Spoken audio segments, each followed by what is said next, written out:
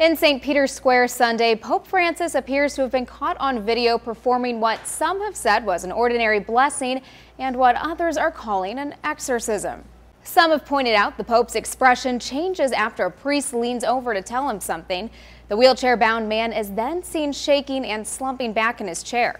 The Italian television channel claims that video shows Francis driving the demons out of the man, but the Vatican has maintained it's nothing more than a prayer, though some have jumped on this somewhat ambiguous choice of wording. A spokesperson for the Pope's press office told Vatican Radio, "The Holy Father did not intend to perform any exorcism, but as he often does for the sick or suffering, he simply intended to pray for someone." The Telegraph points out Pope Francis has made the devil the subject of many of his homilies. He recently told his followers, "When you do not confess to Jesus Christ, you are confessing to the worldliness of the devil."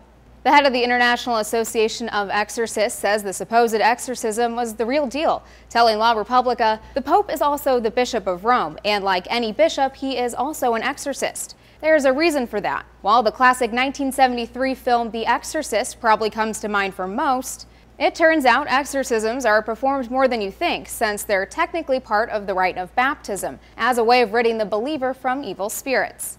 Leaving a reporter for Catholic Culture to write, "You might think that reporters covering the Vatican would recognize a simple blessing when they saw one. But then, of course, a papal blessing is not a headline story, and a papal exorcism is." For Newsy, I'm Elizabeth Hagedorn, multiple sources, a broader view.